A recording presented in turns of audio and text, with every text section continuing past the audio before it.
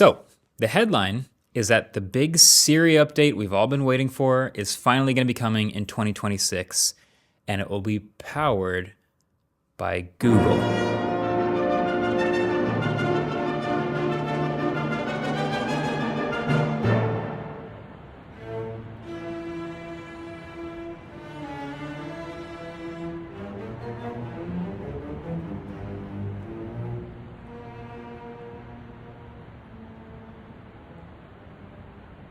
But this update, this headline, is basically now Apple and Google putting out statements confirming the hilarious news that Apple hasn't finally figured out AI. They will be partnering with a company who has figured out AI. I think that MKBHD is wrong that Apple is losing the AI race. His claim is that the Gemini announcement, the joint announcement between Google and Apple, that Gemini will power Siri, is what we can point to prove that Apple is behind in the AI race. But I think that that's a very narrow assessment of what the AI race actually is.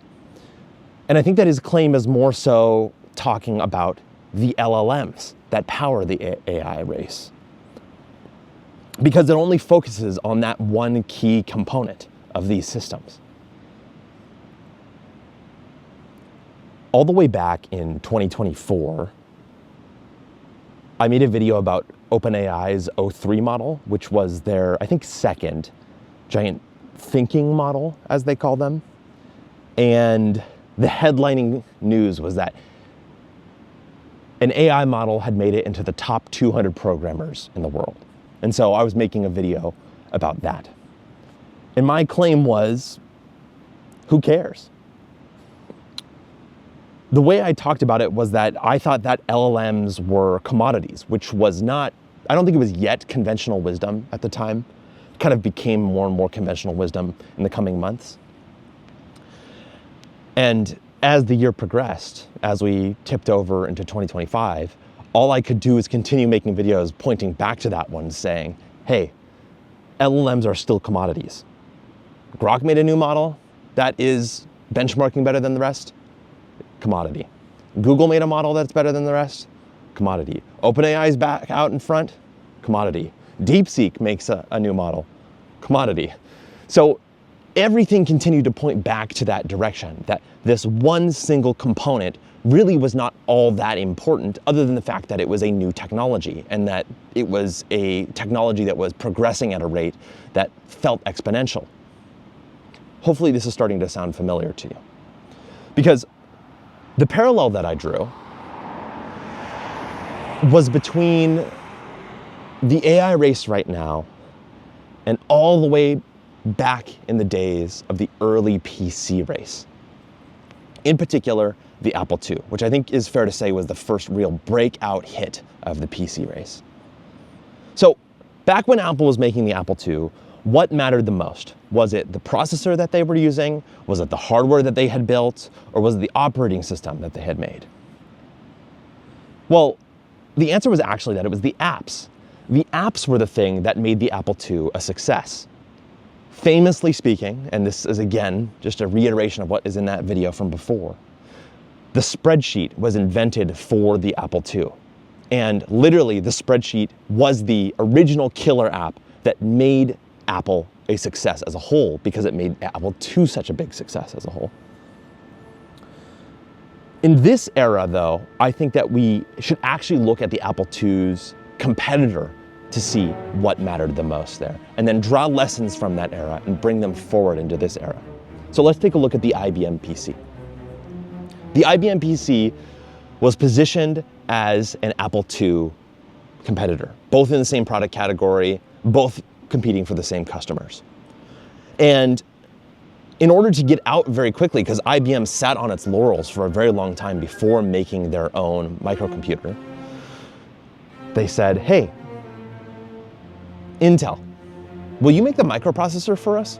And they said, hey, Microsoft, will you make the operating system for us? We'll do the system integration, we'll do the packaging, we'll do the marketing and sales, but you guys make these critical components of the actual system itself. So in that era, what mattered the most? Who made the processors? To a degree, Intel was a big winner because of IBM. Was it who made the hardware? Well, maybe initially IBM mattered, but over time we found out that IBM kind of fell by the wayside, at least as it came to personal computers. And so was it the OS? And I think that the answer is yes. Microsoft was the unequivocal winner of that era, despite the Wintel cabal, so to speak, from that period. Microsoft made the operating system, and they were the ultimate winners of the PC race. The OS mattered the most because it is what stood between users and their apps. And people don't buy computers, they don't buy microprocessors, they buy apps. This continues to be and will always be true. Apple didn't lose the processor race. It lost the PC race. And it lost the PC race because it lost the OS race. Funny enough, this is also true for IBM. IBM didn't lose the processor race. It lost the PC race because it lost the OS race.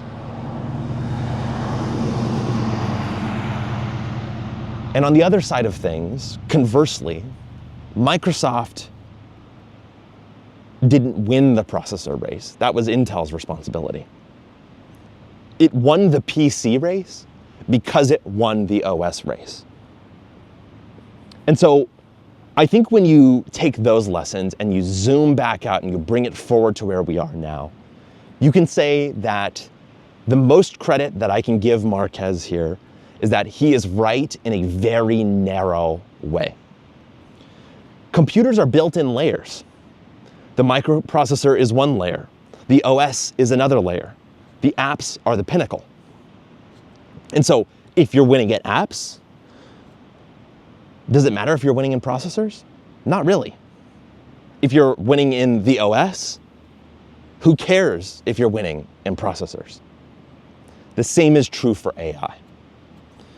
If you are winning the application race, who cares about large language models?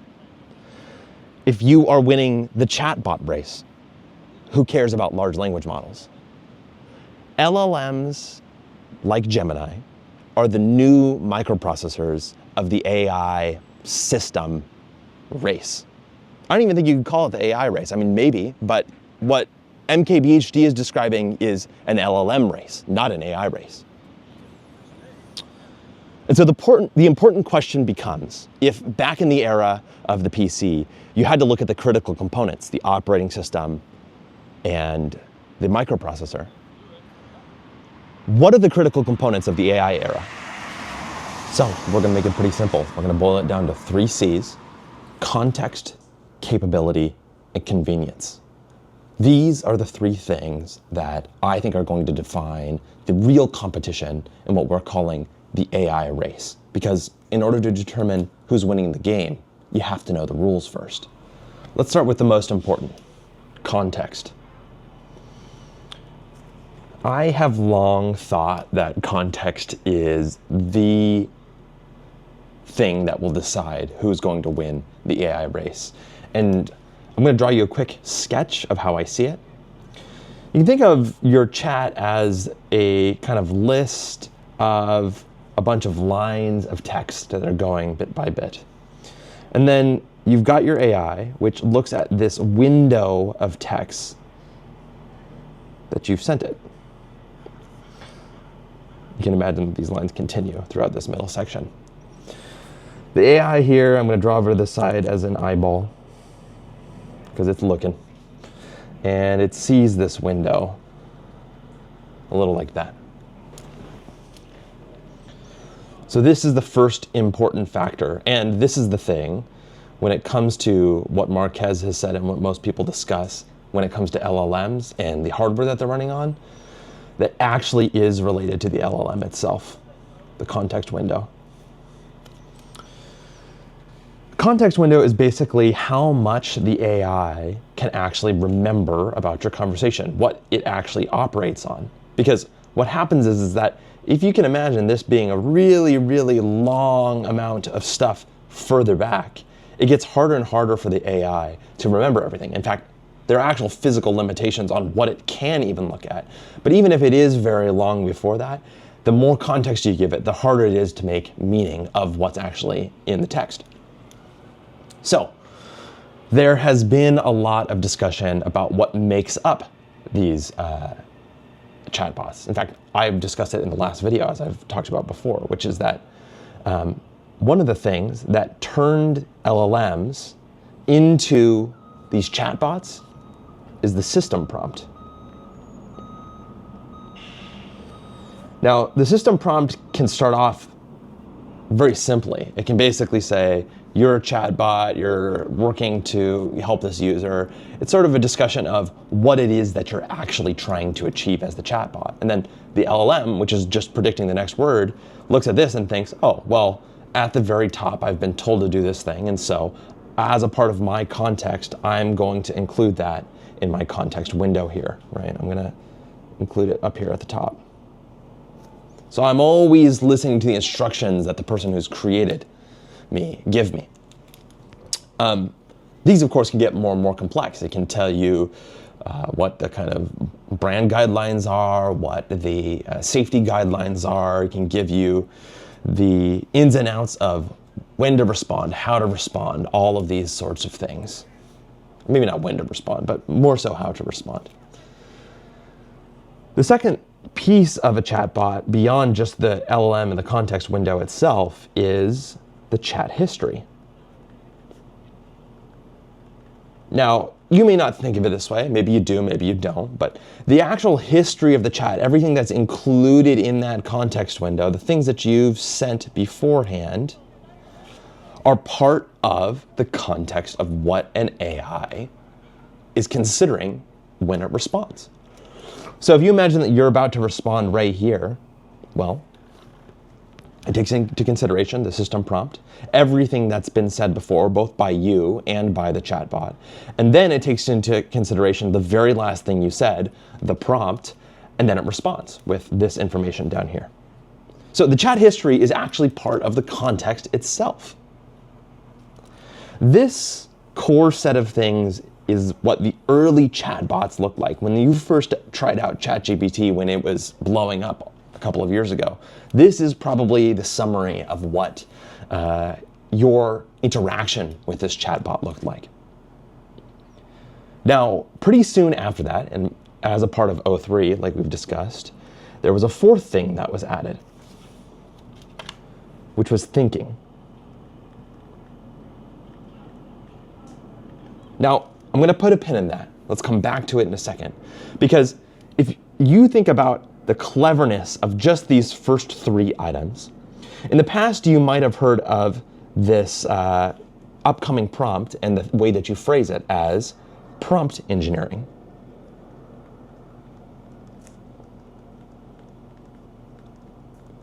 Now, some people sneered at this title. And some people thought that it's kind of a pretentious way to look at things.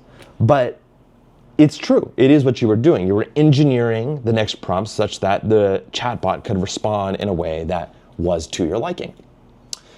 I think that there's a better term that has come along. It has been less in vogue, less discussed in the broader media, although it has been quite well discussed in smaller circles, which is not prompt engineering, because as we know, it's not just the system prompt and it's not just the prompt that you're including here that's going on. It also includes things like the chat history, and as we're going to talk about thinking here.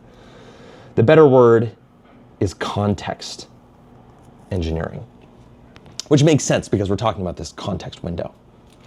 And so thinking was a clever hack on this idea of context engineering, because the thought was that, well, if we're including a system prompt and we're including all of the chat history and we're including what the person's request was, what if there was a step here, right after the fact, in the chatbot's context, that included a bunch of hidden messages, things that it sent to itself. So these are not visible by the user, but this is the chatbot basically taking pen to paper, thinking through how it will respond, thinking through what it will use to respond, and then collating all of that into a final response at the very end. So thinking was the first real innovation when it came to a underlying methodology that helped out with context engineering beyond just the system prompt and the LLM itself. Which brings us to the fifth item, which I think is going to be the one that is most important, which I'm just going to kind of bucket into a broad thing that I call external resources.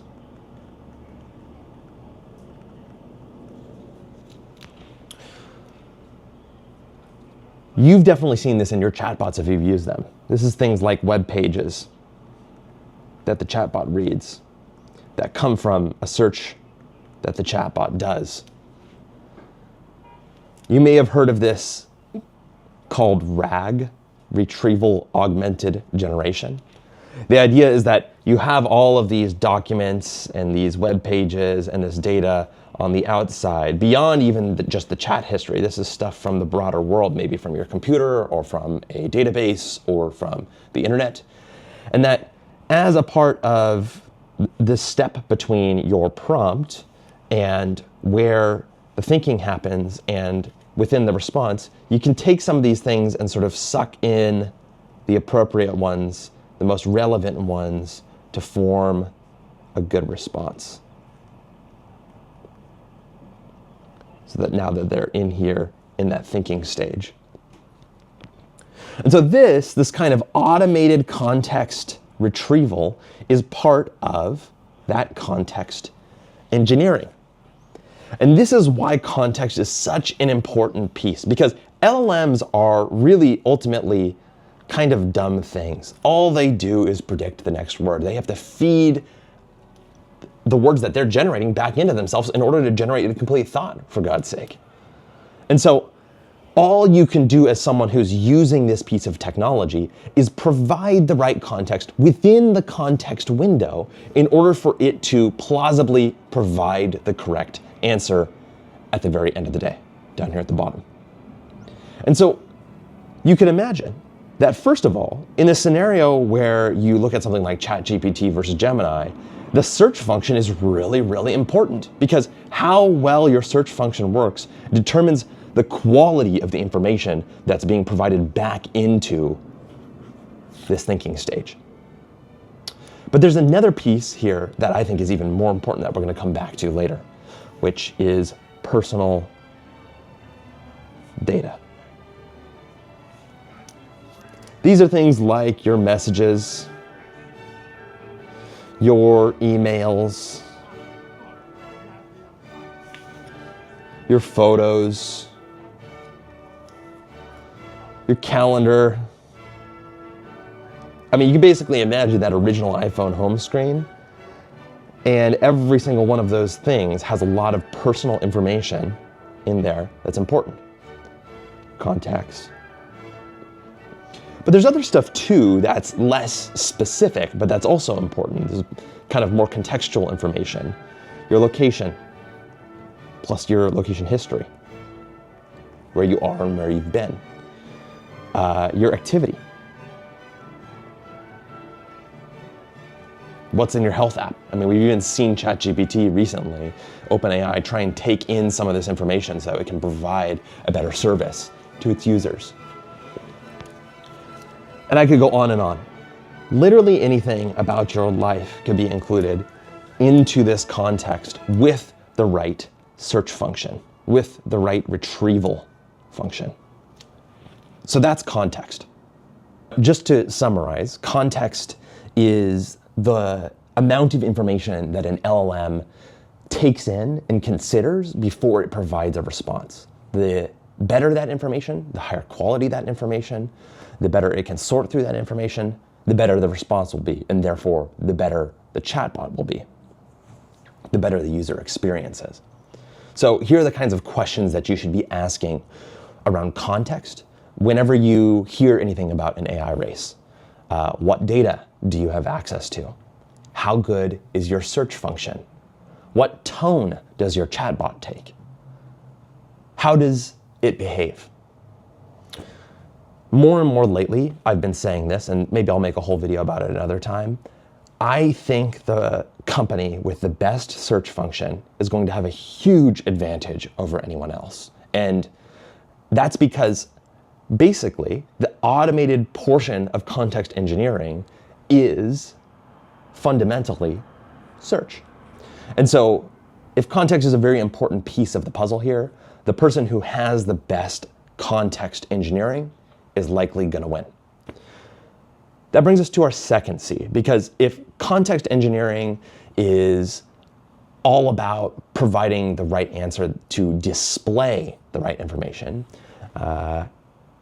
capability is all about taking the right action to manipulate information. I mean, think about it. The things that you want out of a chatbot are, one, it listens to you and can show you the information that you request, that you can retrieve the right information. But the second thing is that once you have that information, there's so many times on a computer where you want to manipulate that information, to change it, to move it one way or the other, to contextualize it, to add style. And so context gets you halfway there. It gets you the right thing. It provides the right information. But capability is where things really start to heat up. Let's talk capability. I'm going to begin by making another diagram here, beginning with what I would consider represents the LLM. I'm making it a black box for a reason, people. Now, the LLM is this black box that we feed a bunch of information to and then get something out of. Now, nice for us, if we look back at our context discussion, we know some of the information that we're going to put in this thing, beginning with the system prompt. Before we represented it as a little bubble at the top, so we'll do that again here. We have a little bubble here, which is the system prompt. We will feed that in to our machine. Then beyond that, we've got the actual chat history itself, which we represented as little discussion squiggles. That gets fed in as well. And then, of course, we can't forget that we also have a prompt that we've written, which I'm going to put here at the bottom because it's what sits between the system prompt, the chat history, and the thing we've typed in. So there you go. Those things get fed in to our LLM here, again, our black box. And beyond that, what we end up doing is that we get out something else in return. And I'm going to make this a different color. So make sure that that is very clear, which is a response. Now, really what we actually get out is a token or a word. One way to think about this is a word. And so one word is often, or one token really, is not enough to get an entire response back. So what do? We take this and we feed it back into the system. We add it to the rest of the response, which I'm going to likewise make red. This is sort of a concatenation of all of them together. And guess what? That response gets fed back into our system as well. And it continues. And it keeps going and going and going.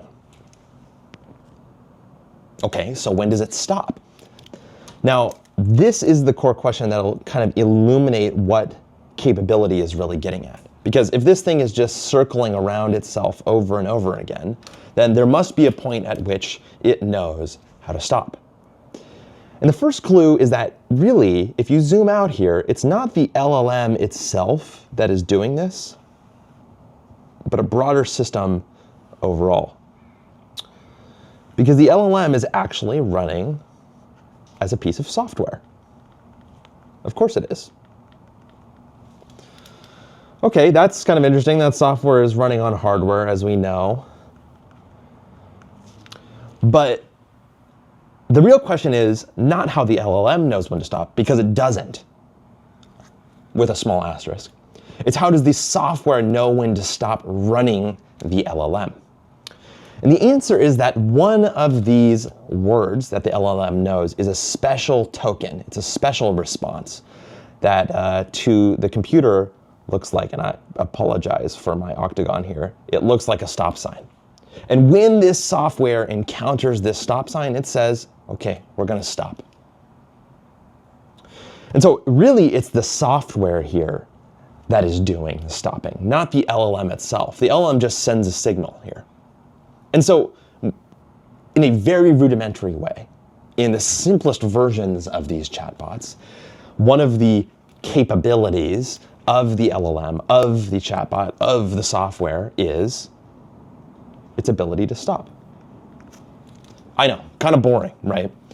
But really this stop sign is just one of other tools that these chatbots have access to. And again, we'll find ourselves familiar with a couple of them. So if a stop sign is one of them, the signal to the computer that it should stop here, well, another one would be our thinking module. What you would have here is that you probably have a system prompt, or maybe it's trained to do some thinking, and it would spit out these things, and it would spit out a separate special thing that says, hey, time to think, or maybe even time to stop thinking. And guess what? The software would move it on to the next phase. These are distinct sections of the software.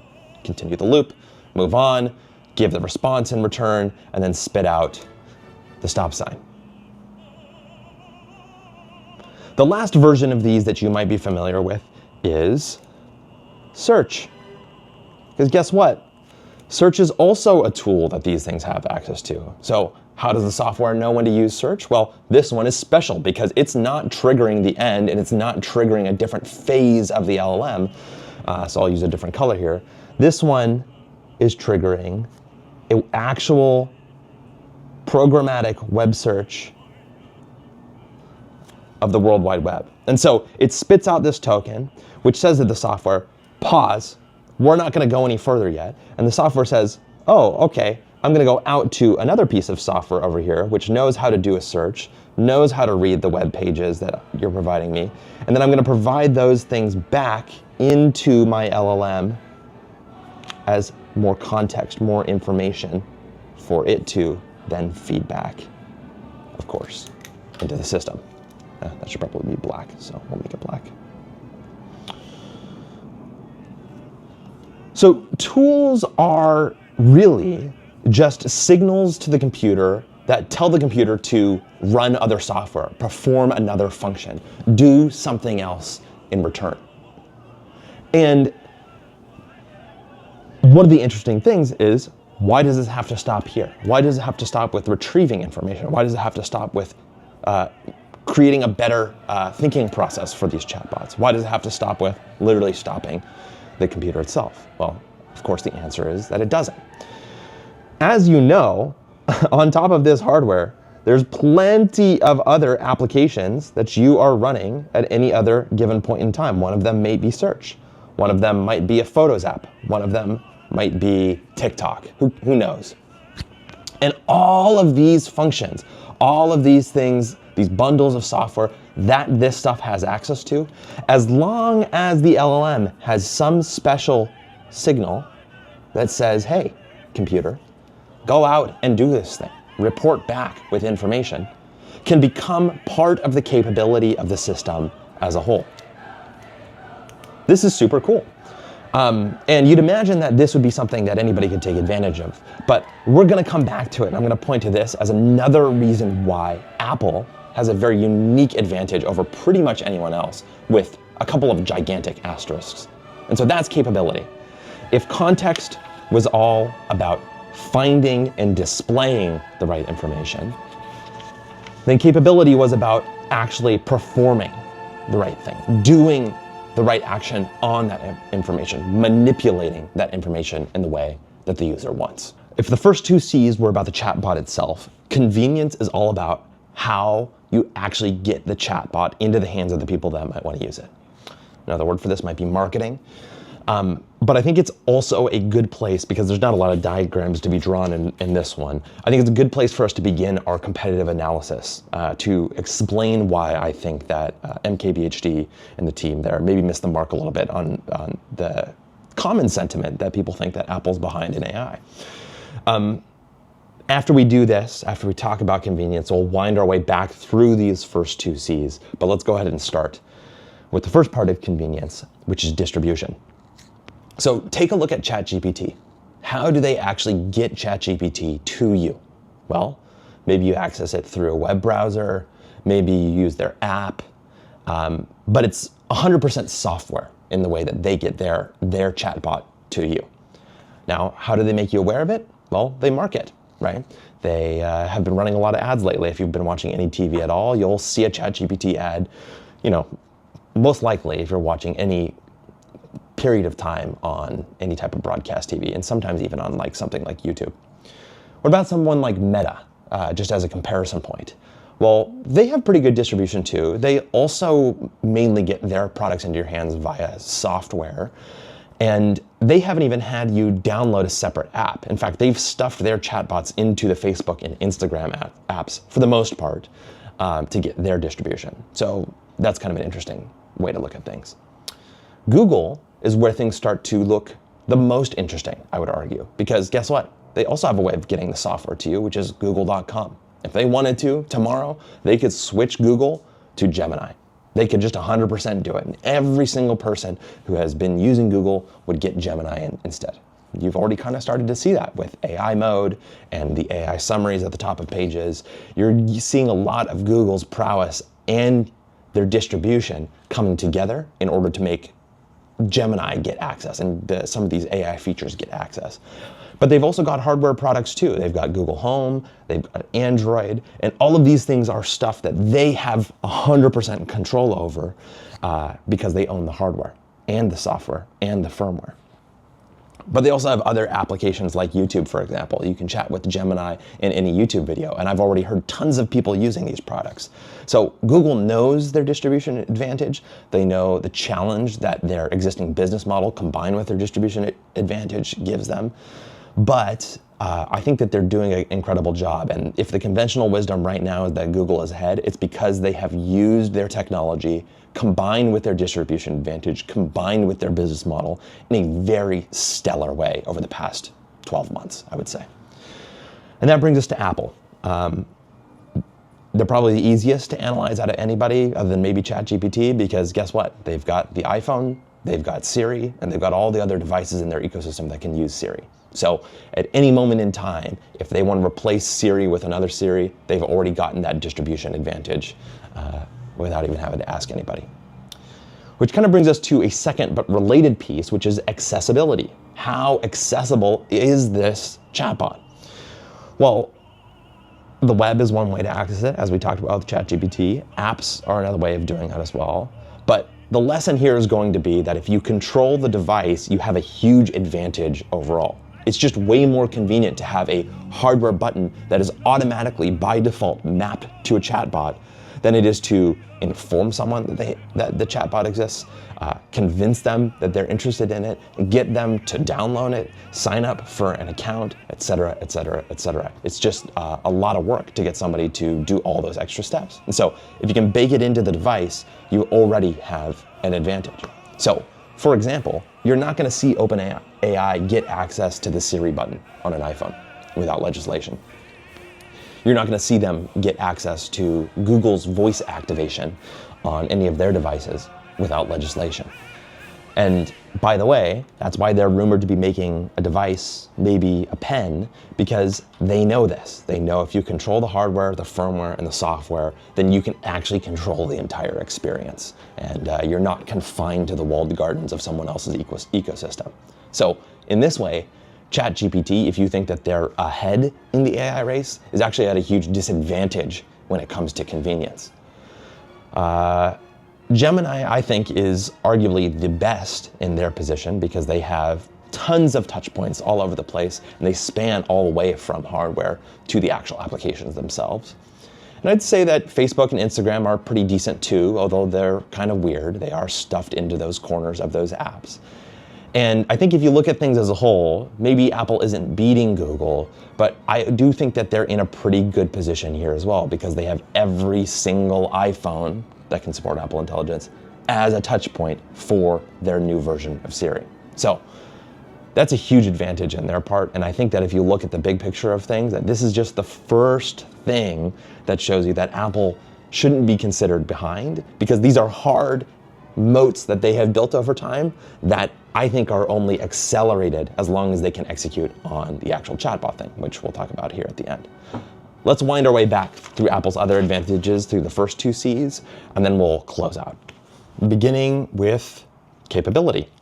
Well, if you'll remember, we talked about all of these extra functions that are built as software on top of the hardware of a device that these chatbots are ultimately running on top of, right? You'll remember that our LLM was spitting out these specific commands for the software to see, intercept, and then dispatch these tasks to other applications that are on the device, causing some action to be taken, causing some information to be retrieved, or some combination of the two of them. And so if we look at, I'm going to go and say the three competitors here, which is ChatGPT, Apple, and Gemini. Maybe a better way to think about it would be Google, OpenAI, and Apple. Well, ChatGPT is kind of at a huge disadvantage in a particular way. They don't have any software that runs on their own devices. If you think about it, you need a list of functions or apps, and then you need a way of dispatching in order for this stuff to be useful that we talked about earlier.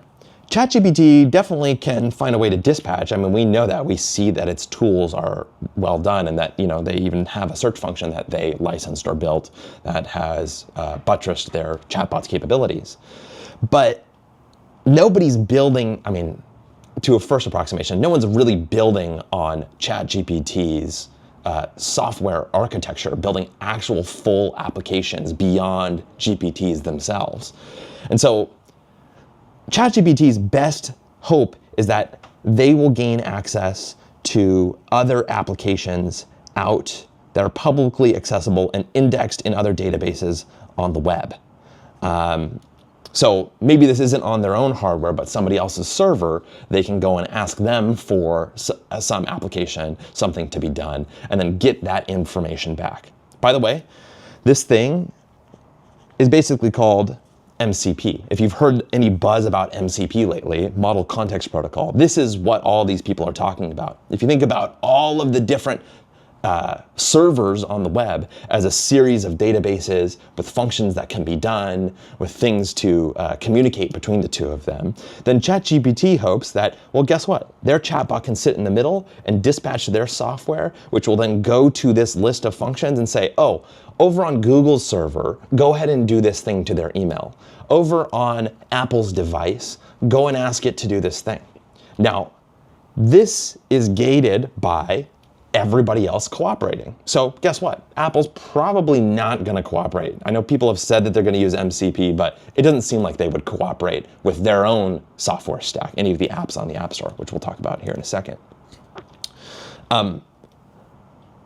But for example, another small news site might, if they choose to participate, or other types of small web applications might as well. Something like Canva might have some interest in integrating with ChatGPT.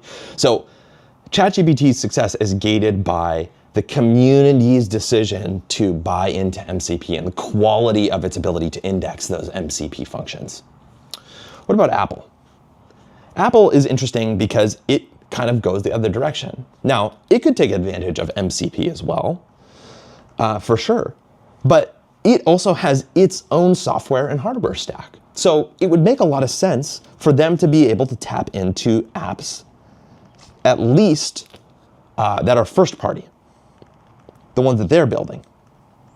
You can imagine it tapping into sending messages or adding calendars or creating notes. In fact, you already see Siri doing this as first-party apps, right? But of course, they have a whole universe of other apps as well. They could basically roll their own version of MCP locally for third-party apps on the App Store or on somebody's device. And you can begin to see the beginnings of these things by what they call their intents framework. Or if you aren't interested in the kind of more nerdy side of things, well, if you've made it this far, hopefully you are. But if you aren't as nerdy, maybe you're thinking of something like shortcuts. Shortcuts is built on these little functions that Apple's system knows and has access to. And you could imagine a Siri that would know all of these things and go, hey, let's go ahead and take a look at this shortcut. Which brings us to Gemini, which of course is a little bit of both. As we talked about, they have the advantage of both the hardware and the software distribution. And they're also very good. I mean, if Google's good at anything, it's at indexing the web. And so you can imagine that they would also do well by MCP. They also have their own first-party apps. If you look at Google Docs and Google Calendar, etc., Gmail. And they also have third-party apps as well on Android. And so Google seems very well positioned here as well, as long as they can get their third-party apps to kind of play nice, or as long as they can get MCP to work as well. And so, to me, ChatGPT again seems to have the worst luck of the three. Google seems to be a mixed blessing in the sense that they're going to benefit as far as MCP goes. They're going to benefit from all of their existing app infrastructure. They'll benefit from, to a degree, the third-party apps on the Android App Store. Apple also will benefit from MCP. They're of course going to benefit from their first-party apps. And guess what? They have the most robust and most coveted third-party app ecosystem built for their own devices. And so they really benefit from this. So if I had to say, I would think that Apple has a slight advantage here overall, although Google is a very close second. And so you can start to see Apple and Google jockeying a little bit already when it comes to capability. So hopefully by now I'm actually starting to sound a little bit like a broken record. When it comes to convenience, I think that Apple and Google have huge advantages. ChatGPT has an uphill battle, and I think that if you had to say who's the number one, I would put Google. When it comes to capability, the actual manipulation of information, the access to applications and functions that are required to manipulate that information, ChatGPT seems far behind. And I would say Apple and Google are relatively close to one another in terms of the amount of information that they have access to. If I had to say, I would put Apple slightly ahead just because of their third-party app support and their history of being able to get developers to do their bidding just over the course of the entire second act of Steve Jobs' time at Apple, and arguably since the Apple II.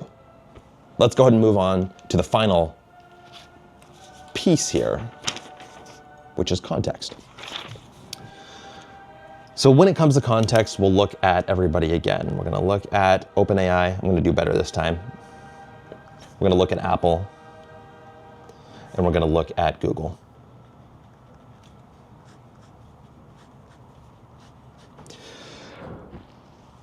There are two ways that I look at the context discussion overall, and they're sort of separated by the two external resources that we've already discussed.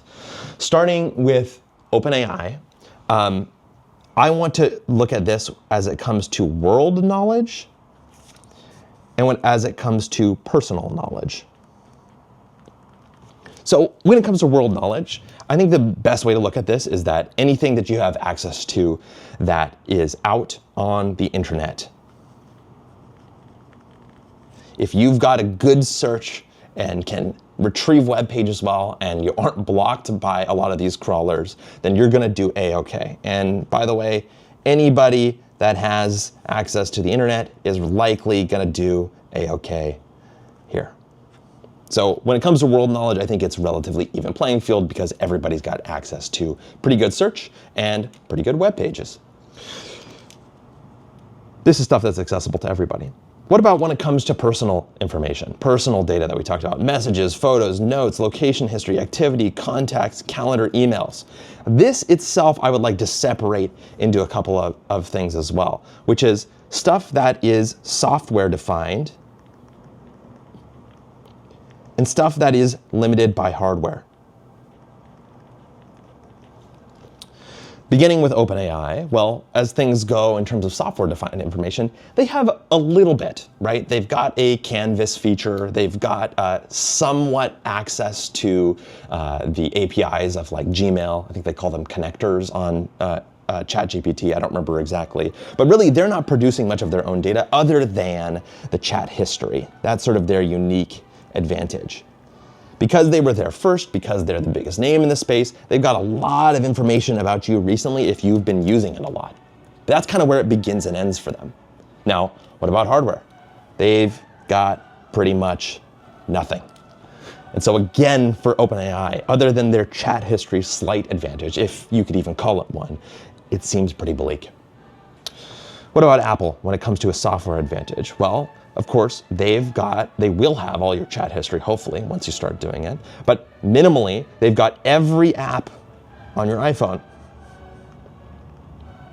Everything in iCloud, everything on your iPhone, they've got access to. Messages, check. Photos, check. Notes, check. Emails, check. Calendar, check. Contacts, check.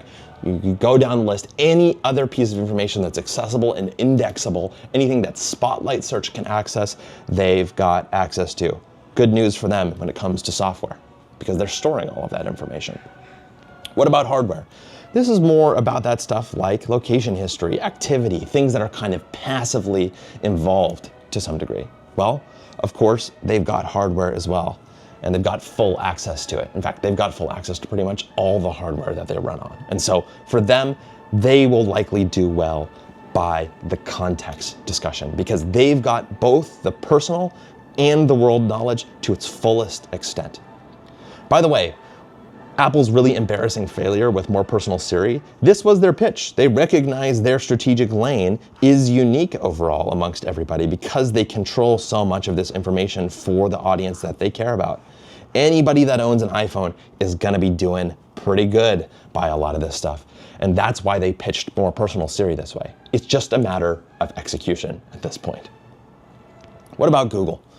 Well, Google, of course, we know has pretty good world knowledge. They have all of their apps as well. They've got photos, they've got notes on their Android phones, they've got messages. Of course, they've got Gmail, Google Calendar, Google Contacts, Google Docs. I mean, you could keep going on and on.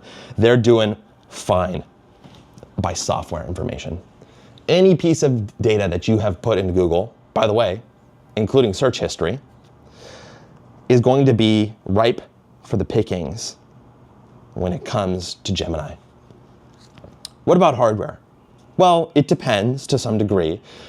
Their hardware is kind of in the middle of the road because it's limited by the people who they have access to. Now, depending on the reach that you're talking about, of course, Android is bigger than iOS, but when it comes to the economic battle, I believe that Apple has won. So I'm gonna give them kind of a middle of the road here because they've got access to hardware. They've got lots of hardware deployed. This is like a positive thing for the most part, almost a check mark. But they, I think, have slightly less of an advantage when it comes to Apple, but they're doing really, really well overall too. So I think that they get their big check mark overall at the top. So once again, for the third time straight, we've seen OpenAI fall by the wayside and Apple and Google, I would argue, neck and neck. So what's leading to this perception that Apple is behind? The answer is quite simple, and this is where MKBHD nails it, which is that they haven't shipped. The Siri delay, the whole issue with JG and all of the Apple executive drama that happened after the failure to launch more personal Siri is the best evidence that is the thing that you can point back to that says that Apple is behind on the AI race because they didn't ship the thing that they said they were going to ship. There's lots of nuances in these things that would prevent Apple, if they have high standard for themselves, from shipping a product that would take advantage of the advantages that we've discussed, that Google has actually done a better job of shipping overall, by the way. But when you look back at this sort of Gemini powering the new version of the more personal Siri discussion, I don't think that that's really anything as it relates to Apple's position in the AI race. Because guess what? Apple cares about competing in user interface, in operating systems, in applications. They don't care so much about competing in the things that can be commoditized. unless they have to. And so when you look at these three C's, context, capability, and convenience, Apple and Google seem far and away the best position to win the AI race, and they're the horses that I would be betting on right now. And the whole Gemini thing, as it relates to Apple, is just evidence of how lucky, I guess you could say, they've gotten with their strategic position overall. Because guess what? All of these things, as it relates to context, all of the personal data, the messages, the photos, the notes, and all of these applications, the third-party, hopefully quality third-party applications that Apple has at their disposal without a need of reliance on MCP, are things that they have already built over decades, by the way, of time in the industry. So if you can replace the core LLM, the tiny little dot in our diagram, or the tiny little eyeball that's searching here, and just buy it for $1 billion a year from someone like Google, well, that seems like a pretty good exchange for them. Because guess what? If they don't have to build it, they have all of these other differentiators that they can care about that can put them ahead of the AI race. And that is why I think it's silly to point to this and say Apple is behind, because this is actually more evidence, in my opinion, that Apple made the right strategic bets and that they have a chance to vault themselves ahead.